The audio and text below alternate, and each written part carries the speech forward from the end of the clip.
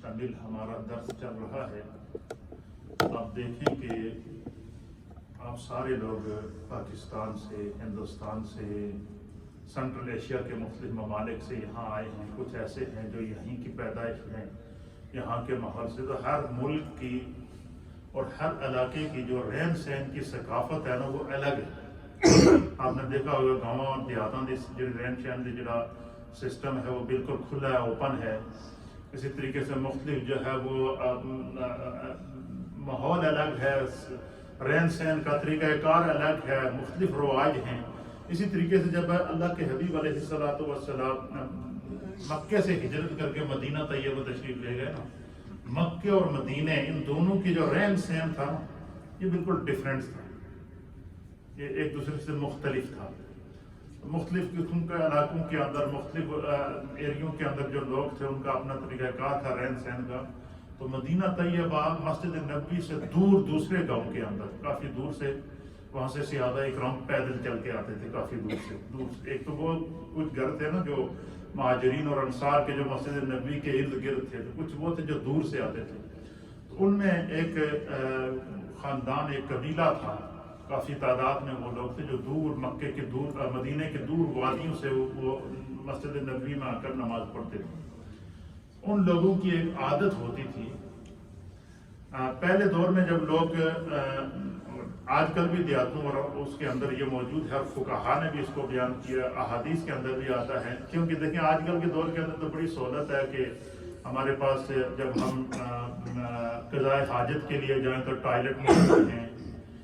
इसी तरीके से मुख्तलिफ किस्म की जो हर घर के अंदर एक एक दो टॉयलेट आजकल मौजूद हैं। लेकिन पहले दौर में तो ऐसा नहीं होता था। लोग गाँव के अंदर, देहातों के अंदर, दूर झाड़ियों के अंदर जाते थे, वहाँ पर क़ज़ाए हाजत करते थे। तो अब इस्लाम ऐसा दीन रहमत है कि नबी अलैहिस्सलातु वस्सलाम ने सहाबा इकराम की यहाँ तक तरबियत फरमाई कि जब तुम क़ज़ाए हाजत करो तो किस तरह करो, क़ज़ाए हाजत से फारिग हो जाओ तो तहारत हासिल करो तो किस तरह हासिल करो। तो ये इस्लाम का, और अत्ता कि यहाँ तक नबी अलैहिस्सलातु वस्सलाम ने सहाबा इकराम को और अपनी उम्मत को तालीम दी कि जब तुम रफ़ाए हाजत के लिए बैठो तो पहले दुआ पढ़ लो। क्या कर लो? उसकी वजह ये है कि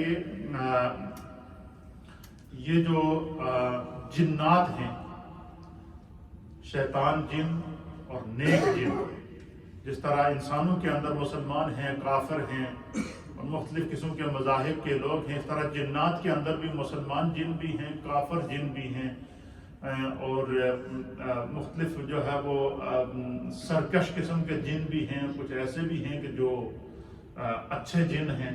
तो जिन्नात की जो ग़िज़ा है वो है हड्डी, जो हम गोश्त खाने के बाद हड्डी जो हम फेंकते हैं, ये जिन्नात की ग़िज़ा है। ये हड्डी जिन्नात के लिए, इसके अंदर अल्लाह ताला ने उनके लिए ऐसी ग़िज़ा रखी है कि बाज़ रवायात के मुताबिक कि जब हम अपनी गोश्त वगैरह खा के हड्डी को फेंक लेते हैं, जब वो जिन्नात उस हड्डी को उठाते हैं तो अल्लाह ताला उनके साथ सारे 9 गोश्त उसी तरह का उनको देता है, और वो हड्डी उनकी ग़िज़ा है। और जो शैतान जिन है उनकी ग़िज़ा है ये पाखाना, पेशाब वगैरह की, ये इस तरह की कुछ चीज़ें। तो ये अक्सर जो है ये जिन्नात जो होते हैं ये ऐसी जगहों पर मौजूद होते हैं। और आपने देखा होगा अक्सर हमारे बच्चे बच्चियां बीमार हो जाते हैं, पता चले जी इसको साया हो गया, इसको जिन की तकलीफ हो गई, इसको किसी चीज़ ने जो डराना शुरू कर दिया। तो ये बाद ऐसे मकामात होते हैं कि जहाँ बच्चे देहातों इलाकों के अंदर जाकर, जब बाहर जाकर वो कहीं पेशाब वगैरह कर लेते हैं तो वो ऐसी जगह होती है कि जहाँ जिन्नात का बसेरा होता है, या कोई आम आदमी ऐसी जगह पेशाब कर ले कि जहाँ जिन्नात का बसेरा होता है, तो वो फिर उनको मायूब गुजरता है। कहीं ऐसा ना होता, कई ऐसे होते हैं कि वो उनको तो पता नहीं होता कि यहाँ जिन का ठिकाना है, और वो जाकर वहाँ बेख्याली से पेशाब कर आते हैं। तो इस तरीके से अल्लाह के हबीब अलैहिस्सलातु वस्सलाम ने बाकायदा ये बताया, हुज़ूर अलैहिस्सलाम ने फरमाया कि एक तो जब भी तुम पेशाब या पाखाना करने के लिए जाओ तो अल्लाह के हबीब अलैहिस्सलातु वस्सलाम ने फरमाया कि चंद चीज़ों का ख्याल रखना। कभी रास्ते में पेशाब न करना, जो राह गुजर हो, शाहराह हो, रास्ता हो जहाँ से लोगों की गुजर औकात हो, और मैं वहाँ पर कभी पेशाब न करना। क्यों? कि वहाँ से लोगों की गुजरगाह है और वो जो है वो उनको तकलीफ होगी। फिर इसी तरीके से फरमाया कि जो सायादार दरख्त होते हैं, जैसे पहले काफिले चलते थे ना, तो تو بڑے بڑے سایہ دار درختوں کے نیچے جا کر بیٹھتے تھے، تو وہاں جا کر جو وہ آرام کرتے تھے، دھوپ ہوتی تھی تو وہ سایہ دار درخت، حضور نے فرمایا جو سایہ دار درخت ہوں ان کے نیچے جو ہے جہاں بیٹھنے کی جگہ بنی ہو وہاں پر بھی پیشاب کرنے سے منع کیا ہے۔ پھر سرکار دو عالم صلی اللہ علیہ وسلم نے فرمایا کہ پانی کھڑا ہے کسی جگہ تو پانی کے اندر پیشاب نہ کرو۔ پھر اسی طریقے سے فرمایا کہ اگر پانی چلتا پانی ہے، صاف پانی چل رہا ہے، چلتے پانی کے اندر بھی پیشاب نہ کرو، سائڈ پر پیشاب کر کے پھر جو ہے وہ تاکہ اس پانی سے جو ہے وہ کئی لوگ جو ہے ایسے ہوں گے جو کسی نے کو وضو کرنا ہوگا، کئی جانور ہوتے ہیں جو اس کو پیتے ہیں، پھر انہی جانوروں کا آگے ہم دودھ استعمال کرتے ہیں، گوشت استعمال کرتے ہیں، تو فرمایا کہ ان ساری چیزوں کا کہ جس سے کسی کو کوئی تکلیف نہ ہو۔ پھر اسی طریقے سے مدینہ طیبہ میں ایک گاؤں تھا، وہاں کے لوگوں کا یہ رواج تھا کہ وہ جب بھی پیشاب کرتے تھے یا پاخانہ کرتے تھے تو وہ باقاعدہ پانی کے ساتھ استنجا کرتے تھے۔ اس سے پہلے پانی کے ساتھ استنجے کا رواج ہے اس علاقے میں، نہ مکے میں تھا نہ مدینے کے اندر تھا، لیکن مدینے میں ایک گاؤں تھا، پورے گاؤں والوں کی یہ عادت تھی، جس طرح ان لوگوں کی ثقافت ہوتی ہے، وہ پانی کے ساتھ استنجا کرتے تھے، پھر وضو کرتے تھے باقاعدہ، تو پھر وہ آتے تھے تو اللہ تعالیٰ کو ان کی یہ ادا بڑی پسند آئی۔ اب آپ اندازہ لگائیں ایک عمل کون سا ہے، اور خدا کو یہ ادا پسند آئی تو اللہ تعالیٰ نے وحی کے ذریعے نبی پاک صلی اللہ علیہ وسلم کو بتایا کہ اللہ نے یہ لوگ بڑے پسند ہیں جو اپنی طہارت کا اتنا خیال رکھتے ہیں۔ کیا کرتے ہیں آپ سنو، آیت سنیے، یہ آیت ہے سورہ توبہ اور آیت نمبر ہے 109۔ سورہ توبہ کی آیت نمبر کتنی ہے؟ 109۔ اس میں اللہ فرماتا ہے فیہ رجال یحبون ان یطہروا واللہ یحب المطہرین۔ فرمایا کہ اس بستی میں کچھ ایسے لوگ ہیں جو ہمیشہ پاکیزگی اور صفائی کو پسند کرتے ہیں۔ کیا مطلب کہ وہ جب بھی ان کو وہ پیشاب کرتے ہیں یا پاخانہ کرتے ہیں یا قضاء حاجت سے فارغ ہوتے ہیں تو وہ کیا کرتے ہیں؟ پانی کے ساتھ استنجا کرتے ہیں۔ اللہ کو ان کی یہ ادا بڑی پسند ہے، اور کیا؟ واللہ یحب المطہرین، اللہ تعالیٰ ان ایسے پاکیزہ لوگوں کو پسند کرتا ہے۔ اس کا کیا معنی ہے؟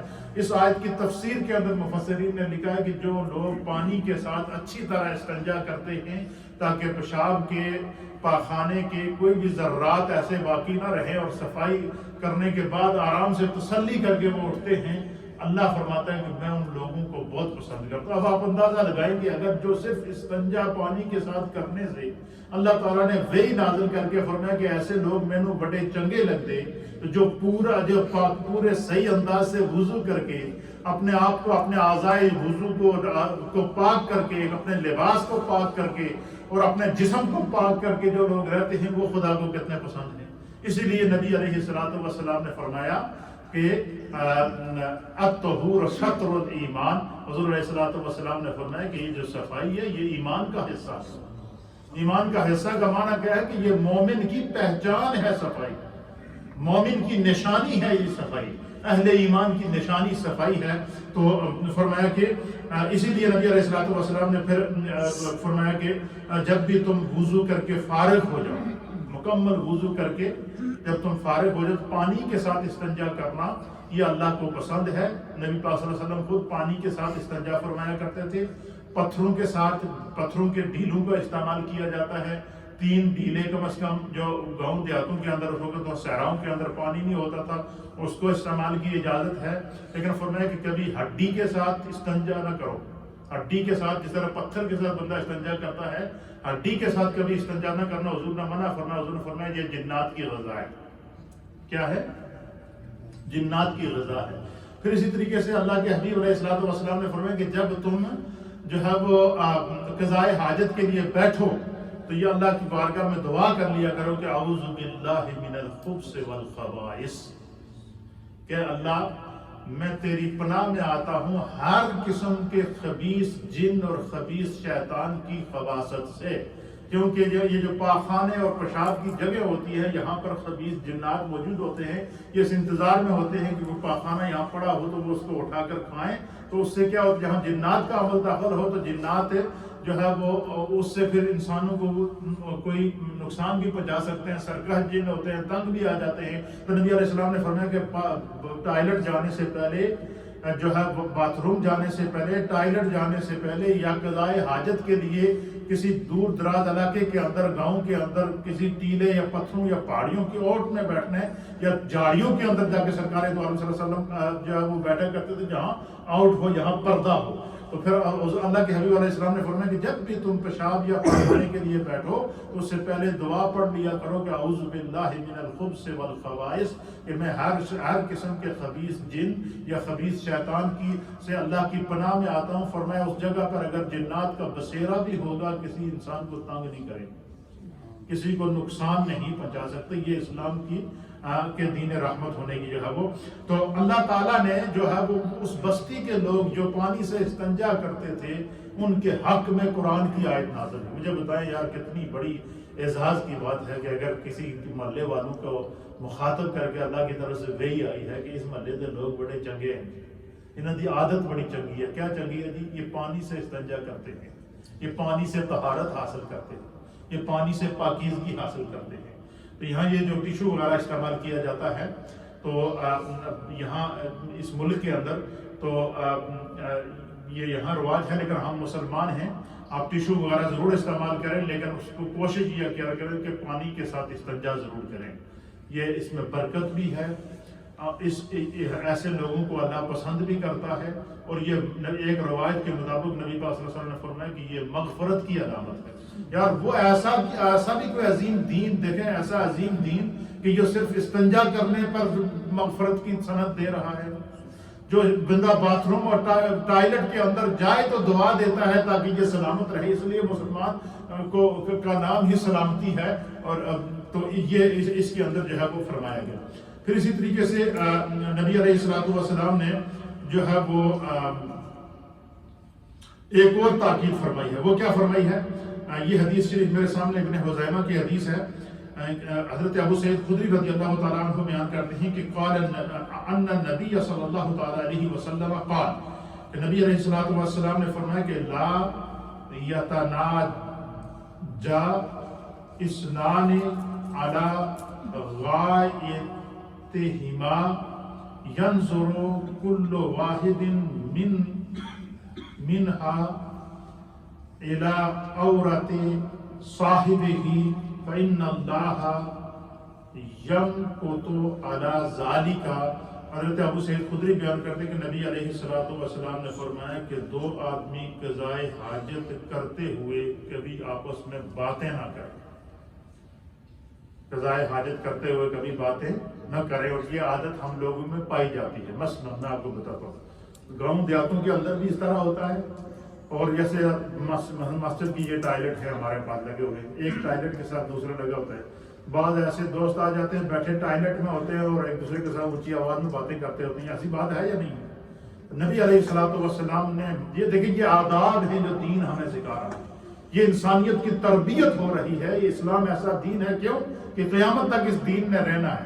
تو فرمایا کہ جب قضائے حاجت کے لیے بیٹھو تو آپس میں دنیاوی باتیں نہ کرو. اسی لیے منع کیا وضو کرتے ہوئے دنیاوی باتیں نہ کرو. اسی لیے منع کیا کہ مسجد میں جب عبادت کے لیے آؤ تو دنیاوی باتیں نہ کرو. کیوں؟ یہ نیکیاں اس سے ضائع ہو جاتی ہیں. تو اس چیز سے نبی علیہ السلام نے منع کیا. فرمایا کہ دو آدمی قضائے حاجت کرتے ہوئے آپس میں باتیں نہ کریں، دونوں ایک دوسرے کے سطر کو نہ دیکھیں، کیونکہ اللہ تعالیٰ اس بات سے ناراض ہوتا ہے. کیا فرمایا حضور علیہ السلام نے کہ وضو خانے کے اندر یا ٹائلٹ کے اندر آپس میں باتیں کرنے سے خدا ناراض ہوتا ہے.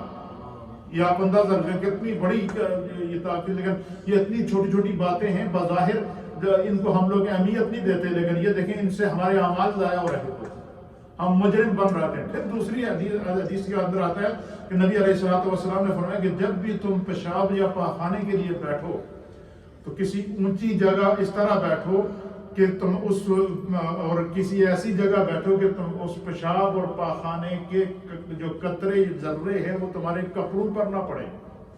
اپنے کپڑوں کو بھی پیشاب کے قطروں سے بچاؤ، اپنے جسم کو بھی پیشاب کے قطروں سے بچاؤ. اور ایک حدیث پاک کے اندر آتا ہے کہ نبی علیہ السلام حضرت ابو ہریرہ رضی اللہ تعالیٰ عنہ بیان کرتے ہیں کہ حضور نبی علیہ السلام کے ساتھ میں سفر کر رہا تھا اور سرکار دو عالم صلی اللہ علیہ وسلم کا دو قبروں سے گزر ہوا. اللہ کے حبیب علیہ السلام وہاں ٹھہر گئے.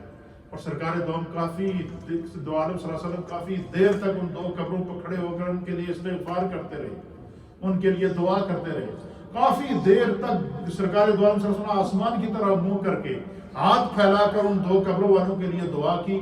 دعا کرنے کے بعد پھر قریب درخت سے آپ نے ایک ٹہنی توڑی اور ان 2 ٹہنی کو 2 حصوں میں کر کے ایک کو ایک قبر پر گاڑ دیا، دوسری کو دوسری قبر پر گاڑ دیا۔ تو صحابہ نے عرض کیا یا رسول اللہ یہ کیا وجہ تھی کہ آپ یہاں جاتے ہوئے رک گئے، اتنی دیر آپ ان قبروں پر کھڑے رہے؟ اور سرکار دو عالم صلی اللہ تعالیٰ علیہ وسلم اور آپ نے پھر بعد ان کے لیے دعا کی، استغفار کی، پھر اس قبر کے اوپر آپ نے جو وہ یہ ہری ٹہنیاں لگائی ہیں، اس کی وجہ کیا ہے؟ حضور علیہ السلام نے فرمایا کہ میں یہاں سے گزرا تو میری نظر ان 2 قبر والوں پر پڑ گئی۔ اب نگاہ مصطفیٰ دیکھیں، جہاں زمین کے اوپر رہے ہیں اور زمین کی تہوں میں دیکھ رہے ہیں کہ کیا ہو رہا ہے، یہ میرے مصطفیٰ کا مقام ہے، یہ میرے مصطفیٰ کی نگاہ ہے۔ اللہ اکبر۔ حضور فرماتے ہیں کہ قبر والوں پر میری نظر پڑی تو میں نے دیکھا ان دونوں کو قبر میں آگ کا عذاب ہو رہا، اور فرمایا عذاب بھی کسی اور وجہ سے نہیں ہو رہا تھا، 2 ان کی عادتیں تھیں، کیا کہ فرمایا پیشاب کرتے ہوئے اپنے کپڑوں کو نہیں بچاتے تھے، پیشاب کے چھینٹوں سے اپنے آپ کو نہیں بچاتے تھے، اور دوسرا وہ غیبت کرتے تھے، چغلی کرتے تھے، دوسروں کی برائیاں کرتے تھے، پیٹھ کے پیچھے دوسروں کے لیے باتیں کرتے تھے۔ تو حضور نے فرمایا کہ ان باتوں کی وجہ سے ان کو عذاب ہو رہا تھا، تھے نیک مومن تھے، اس لیے میں نے اللہ کی بارگاہ میں ان کے لیے استغفار کی تو خدا نے میری دعا کی برکت سے ان کی قبروں سے عذاب کو ہٹا دیا۔ پھر حضور نے فرمایا کہ میں نے ان کی قبروں پر یہ جو ہری ٹہنی اس لیے لگائی ہے، فرمایا کہ جو بھی چیز ہے، اللہ فرماتا ہے یسبح للہ ما فی السماوات و ما فی الارض، کہ جو بھی چیز ہے جو کائنات کے اندر وہ اللہ کی تسبیح بیان کرتی ہے۔ فرمایا یہ ہری ٹہنیاں میں نے اس لیے لگائی کہ یہ جب تک ہری رہیں گی یہ خدا کا ذکر کرتی رہے گی۔ فرمایا جہاں خدا کا ذکر ہو وہاں عذاب نہیں آتا، وہاں عذاب نہیں۔ اس حدیث کی شرح کے اندر محدثین نے لکھا ہے کہ وہ جو ٹہنیاں میرے مصطفیٰ کریم نے اپنے ہاتھوں سے لگائی ہیں وہ قیامت تک خشک نہیں ہوں گی، وہ قیامت تک خشک نہیں ہوں گی۔ کیوں کہ سرکار دو عالم صلی اللہ علیہ وسلم نے انہیں اپنے دست اقدس کے ساتھ جو ہے وہ ان سے لگایا تھا۔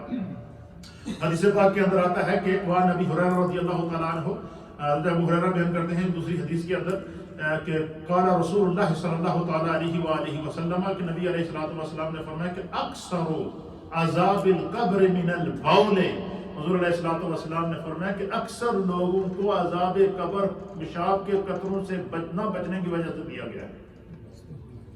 اب یہ دیکھیں اس کی ہمارے یہاں اہمیت ہی نہیں ہے، ہم اس چیز کا خیال ہی نہیں کرتے۔ حضور نے فرمایا کہ اکثر لوگوں کو عذاب قبر اس لیے ہوتا ہے کہ وہ پیشاب کرتے ہوئے وہ پیشاب کے چھینٹوں سے اپنے کپڑوں اور اپنے جسم کو نہیں بچاتے، بے خیالی کے اندر وہ اس لیے اسلام کے اندر کیا تعلیم دی گئی کہ جب پیشاب کرو بیٹھ کر پیشاب کرو، اور بیٹھ کر پیشاب کرنے سے کیا ہوتا ہے کہ پیشاب کی جب بیٹھ کر پیشاب کرے گا بندہ تو بندہ جو جب بیٹھتا ہے تو وہ زمین کے قریب ہو جاتا ہے، تو پھر وہ چھینٹے نہیں کھڑا ہو کر اگر پیشاب کرے گا تو اس کے جتنا کھڑا ہو کر پیشاب کرے گا اتنا دور اس کے پیشاب کے چھینٹے جائیں گے۔ اس لیے نبی علیہ السلام نے کھڑے ہو کر پیشاب کرنے سے منع کیا ہے، اور فرمایا کہ جب تم پیشاب کرو تو بیٹھ کر پیشاب کرو۔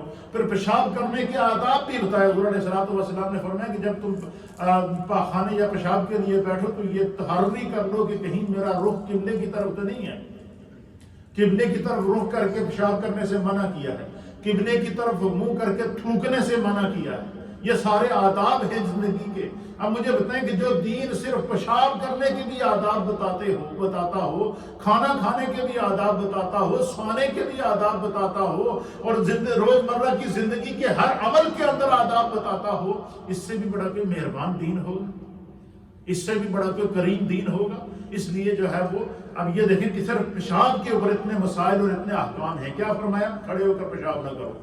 کیا فرمایا؟ قبلے کی طرف رخ کر کے پیشاب نہ کرو۔ فرمایا جب پیشاب کر لو تو پانی کے ساتھ استنجا کرو۔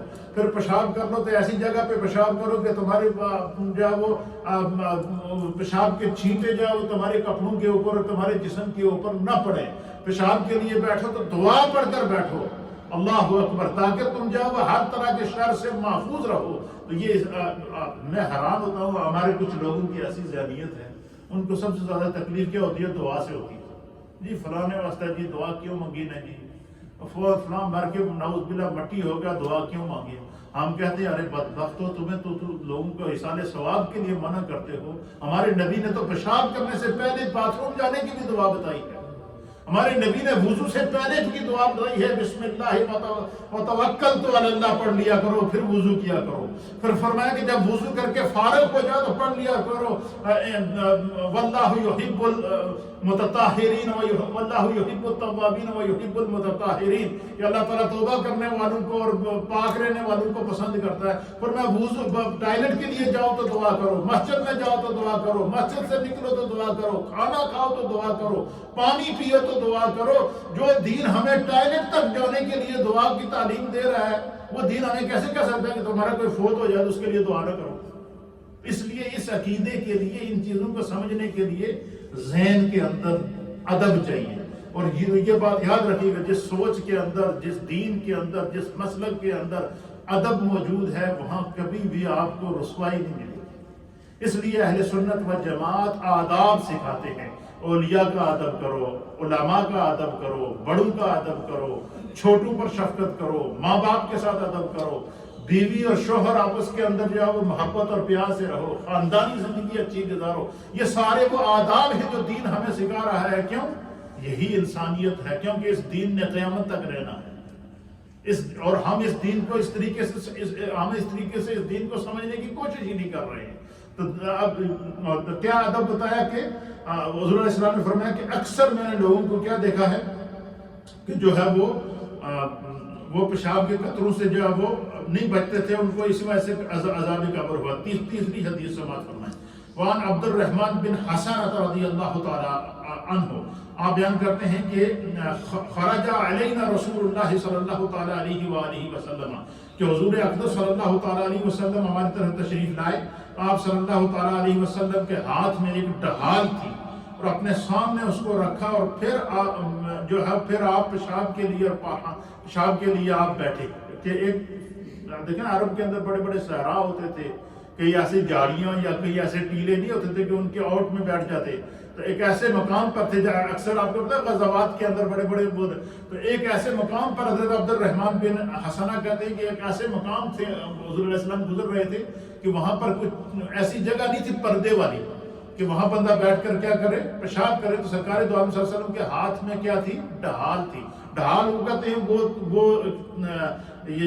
جو کوئی تلوار کا یا تیر کا وار ہو تو بندہ آگے رکھتا ہے. جیسے آپ نے دیکھا نا کہ جیسے آج کل اسپیشل آپ اسلام آباد میں دیکھ رہے ہیں پولیس والوں نے بڑے بڑے وہ پکڑے ہوتے ہیں, جب آگے سے پتھر آئے یا ڈنڈے آئیں تو وہ آگے رکھ لیتے ہیں, تیر ہیں, شیلڈ جس کو کہتے ہیں. یہ تو وہ حضور علیہ السلام کے ہاتھ میں وہ جنگی شیلڈ تھی, تو وہ شیلڈ آپ نے اپنے سامنے رکھی, پردہ کیا, پھر آپ پیشاب کے لیے بیٹھے کیونکہ وہاں پردے کی جگہ نہیں تھی. تو اس میں کیا سبق ہے؟ سنت مصطفیٰ کیا کہ جب بھی بندہ پیشاب کے لیے یا پاخانے کے لیے بیٹھے, آج کل تو خیر باتھ روموں کے اندر تو پردہ کا انتظام موجود ہوتا ہے, لیکن جب کہیں آپ سفر میں جا رہے ہیں تو ایسی بات نہیں, ایسی جگہ بیٹھنا سنت ہے کہ جہاں پر پردہ, کوشش کریں کہ بے پردگی نہ ہو. جو دین اس حد تک بے پردگی سے جو ہے وہ کی تعلیم دیتا ہے, تو وہ دین کیسے کہہ سکتا ہے کہ ہماری مائیں بہنیں, ہمارے نوجوان جو ہے وہ بے پردہ ہو کر اس طرح گھومیں کہ ان کے اعضائے جسم نظر آنا شروع ہو جائیں. اگر یہاں تک پیشاب کے لیے بھی اجازت نہیں ہے کہ پیشاب کے لیے بھی بیٹھو تو پردے میں بیٹھو. تو اور یہ سارے کے سارے اعمال کس لیے ہیں؟ اس میں ہماری مغفرت ہے, ہماری بخشش ہے. پھر فرمایا کہ آپ نے جو ہے وہ ڈھال آپ نے سامنے رکھا, پھر آپ نے بیٹھے اور آپ نے پیشاب فرمایا. اور فرمایا کہ بعض مشرکین نے کہا کہ ان کی طرف دیکھو کہ ایسا پیشاب کرتے ہیں جیسا عورتیں پیشاب کرتی ہیں. نبی علیہ السلام جنگ کا موقع تھا, آپ علیہ السلام جو ہے وہ قضائے حاجت کے لیے تشریف لے گئے, تو وہاں پردے کا موقع نہیں تھا. تو حضور علیہ السلام نے اپنی ڈھال آگے رکھی, تو پھر آپ پیشاب کے لیے بیٹھے تو سامنے مشرکین کفار موجود تھے, تو انہوں نے ہنسنا شروع کر دیا. انہوں نے کہا جی دیکھو یہ اس طرح پیشاب کرتے ہیں کہ یہ جو ہے وہ جس طرح عورتیں جو ہے وہ بیٹھتی ہیں اس طرح بیٹھتے ہیں. تو اللہ کے حبیب علیہ السلام نے فرمایا, سرکار دو عالم صلی اللہ تعالیٰ علیہ وسلم نے فرمایا کہ یہ بات سن لی حضور علیہ السلام نے, آپ نے فرمایا کہ اللہ تجھ پر رحم کرے, تو نہیں جانتا کہ بنی اسرائیل میں ایک شخص کو کیا سزا ملی. فرمایا بنی اسرائیل کو یہ حکم تھا کہ جب وہ پیشاب کسی جگہ لگ جاتا حضور صلی اللہ علیہ وسلم نے فرمایا کہ اس سے پہلے بنی اسرائیل کو یہ حکم تھا کہ جسم کے جس حصے کے ساتھ ہے یا کپڑے کے جس جگہ پیشاب لگ جائے تو وہ اس کے لیے حکم تھا کہ اس کو کاٹ دو. کیا کر دو؟ اس کو کاٹ دو. فرمایا کہ کسی جگہ پیشاب لگ جائے تو اس کو کینچی کے ساتھ کاٹ دیا جاتا تھا. تو ان میں سے ایک شخص نے اس بات سے اپنے آپ کو روکا کہ بھائی میں ان سارے کپڑے کاٹ چھوڑوں. فرمایا کہ خدا نے اس کو عذاب دیا. اچھا اب یہ حکم اس پہلی امتوں میں چلا آ رہا تھا کہ جسم کے جس حصے کے ساتھ پیشاب لگ جائے یا کپڑے کے ساتھ لگ جائے تو کیا کرو، اس کو کاٹ دو، تو کھرچ دو، کاٹ دو.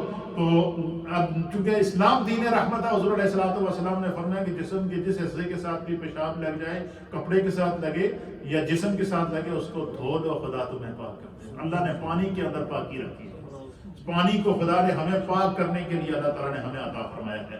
تو یہ چند جو ہے وہ روایات میں نے صرف آج اس کے لیے آپ کے ساتھ پیش کر دی ہیں تاکہ جو ہے وہ ہمیں یہ پتہ چل سکے. آج ہم نے صرف یہ مسائل پڑھے ہیں کہ آپ دیکھیں کہ صرف ایک استنجا کرنے کے اوپر قرآن کی آیت موجود ہے، اور سورہ توبہ کی آیت نمبر کتنی ہے؟ 109.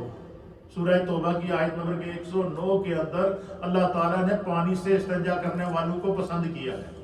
اور استنجا کرنے کے حوالے سے اور پیشاب کے آداب اور پیشاب کرنے کے طریقے کے اوپر میں نے آپ کے سامنے 8 حدیثیں پیش کی. اس سے بھی بڑا کوئی دین رحمت ہوگا کہ جو اس حد تک ہماری تعلیم کرتا ہے. تو یہ ساری چیزیں دین کو سیکھنے سے، علماء کی مجلس میں بیٹھنے سے آتی ہیں. کل آپ کی خدمت میں پیش کروں گا کہ نبی علیہ السلام نے وضو سے پہلے مسواک آپ نے کی ہے، اور مسواک کی برکات کیا ہے یہ بھی پیش کروں. میں چاہ رہا ہوں کہ یہ وضو اور طہارت کے جتنے مسائل ہیں نا، اس کی جتنی جزیات ہیں اس کے اوپر جو احادیث ہیں وہ ساری آپ کے سامنے پیش کر دوں. اگر صرف ہمارا وضو صحیح ہو گیا اور ساری عبادات صحیح. کسی کا کوئی سوال ہو تو بتائیں. اللہ تعالیٰ برکات نصیب فرمائے. تو آج کا جو سبق ہم نے سیکھا ہے وہ کیا ہے کہ جو ہے وہ جب بھی قضائے حاجت کے لیے جائیں تو قضائے حاجت سے فارغ ہوں تو استنجا پانی کے ساتھ کرنا یہ سنت بھی ہے، اللہ کو بھی پسند ہے اور مصطفیٰ کریم کو بھی پسند ہے. پیشاب کے قطروں سے اپنے آپ کو بچانا یہ اللہ کے حبیب علیہ السلام نے اس کی تاکید فرمائی ہے، اس سے عذاب قبر ہوتا ہے. اسی طریقے سے جو ہے وہ قبلے کی طرف رخ کر کے نہ پیشاب کیا جائے نہ تھوکا جائے قبلے کی طرف، کیونکہ اس قبلے کی طرف رخ کر کے ہم عبادات کرتے ہیں. اللہ اکبر. یہ سارے آداب ہیں جو دین ہمیں سکھاتا ہے. تو جب مجھے بتائیں کہ صرف اگر ایک طہارت کے، ایک پیشاب اور استنجا کرنے کے یہ آداب ہیں تو ہماری زندگی کے تمام شعبوں میں کس قدر ادب کی ضرورت ہے. اس لیے فرمایا کہ الدین کلہ آداب. دین پورے کا پورا نام ہی ادب کا ہے، احترام کا ہے. جب چھوٹی چھوٹی باتوں کے اوپر ہماری جو روزمرہ کی ضرورت ہے ان میں آداب ہیں، تو جو اللہ کی برگزیدہ شخصیات ہیں جو لوگ ان کی گستاخی کرتے ہیں وہ کتنے شقی ہیں، وہ کتنے سنگ دل ہیں. خدا ہمیں ایسے ان چیزوں سے محفوظ رکھے. لا الہ الا اللہ.